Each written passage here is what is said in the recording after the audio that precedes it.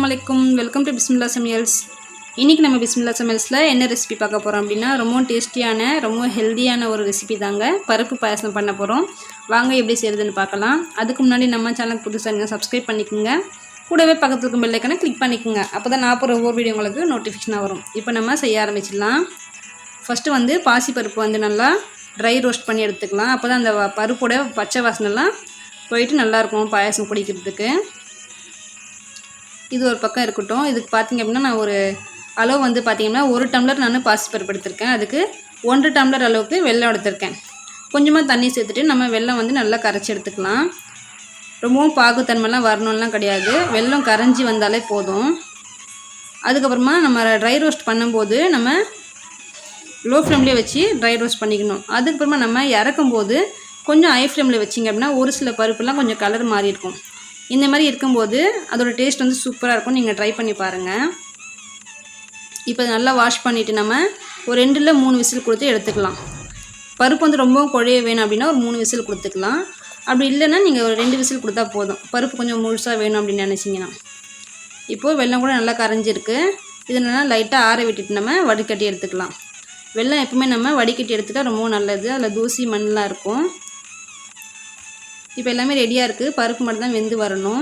தேங்காய் துருவி எடுத்து வச்சிருக்கேன். கொஞ்சமா பால், அதுக்கு அப்புறமா வெல்ல பாகு எடுத்து வச்சிருக்கேன்.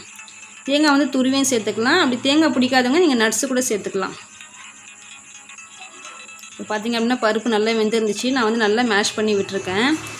உங்களுக்கு வேணாம் அப்படினா நீங்க அப்படியே சேர்த்துக்கலாம். வேக வச்சிட்டு நீங்க அப்படியே சேர்த்துடலாம். இப்போ ஒரு கடாய் வச்சிட்டு அதுல ஒரு 3 ஸ்பூன் அளவுக்கு கீ ஆட் பண்ணிருக்கேன்.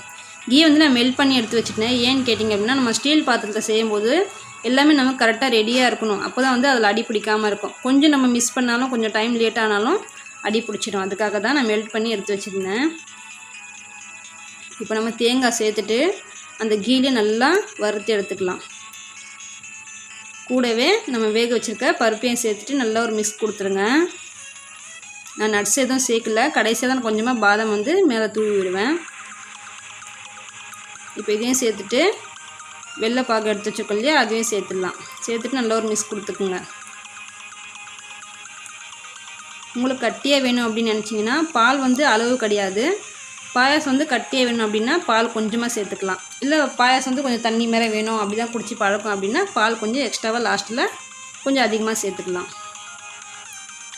இப்போ நல்லா இது மிக்ஸ் கொடுத்துட்டோம் இல்லையா, அதுக்கப்புறமா கொஞ்சமாக ஏலக்காய் தூள் சேர்த்துருக்கேன். ஏலக்காய் தூள் இல்லாதவங்க 2 ஏலக்காவை நல்லா தட்டி சேர்த்துக்குங்க. நம்ம வந்து கிளறி விட்டுட்டே இருக்கணும். பருப்பு இல்லையா, அதனால அடி பிடிச்சிடும்.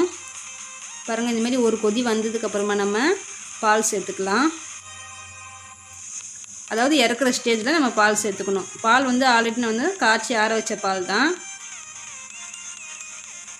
இது நம்ம ஆற ஆற என்ன ஆகும் அப்படின்னா பருப்பு பாயசம் கொஞ்சம் கட்டியாகும். அதுக்காக நம்ம இந்த பால் சேர்க்கறது. பால் வந்து அளவு பார்த்து சேர்த்துக்குங்க. இப்போ 2-3 நிமிஷம் போல் கொதி வந்துச்சு. அதுக்கப்புறம் நான் ஸ்டவ் ஆஃப் பண்ணிவிட்டு வேறு ஒரு பவுலுக்கு மாற்றி எடுத்து வச்சுருக்கேன். அவ்வளோதான் ஃப்ரெண்ட்ஸ், சூப்பரான பருப்பு பாயாசம் ரெடி ஆகிடுச்சு. நீங்களும் வீட்டில் ட்ரை பண்ணி பாருங்கள். இந்த வீடியோ பிடிச்சினா லைக் பண்ணுங்கள், ஷேர் பண்ணுங்கள், கமெண்ட் பண்ணுங்கள், மறக்காமல் சப்ஸ்கிரைப் பண்ணுங்கள். தேங்க்ஸ் ஃபார் வாட்சிங்.